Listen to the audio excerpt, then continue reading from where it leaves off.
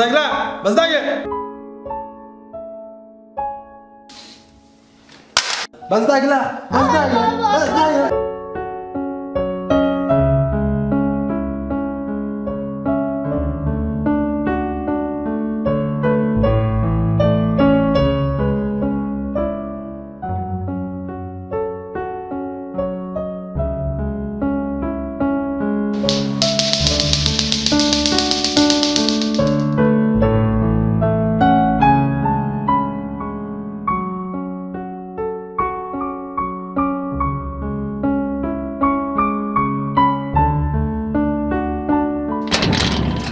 Ma'lum buyurun. Bak haline bak bak.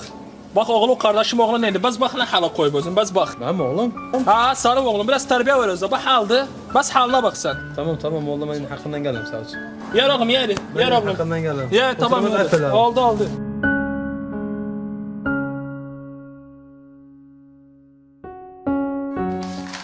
Bizdagilar, Hava ne oldu? bizdagi.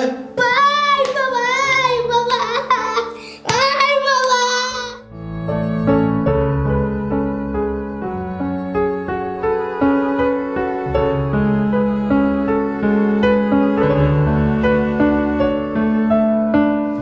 Üç gün alı bağlayayım, atım sənəsə ya. Daha baxım, xalqın uşağı olur, mənim canıma gəlsin. Qalk.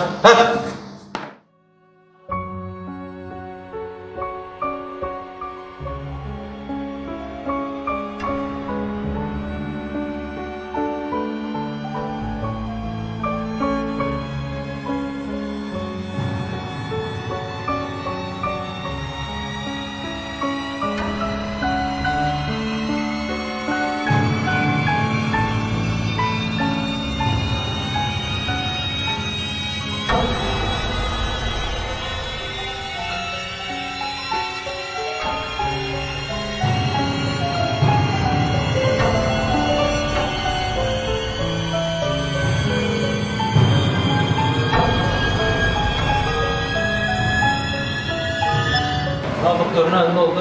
Hadi kesin monster oldu.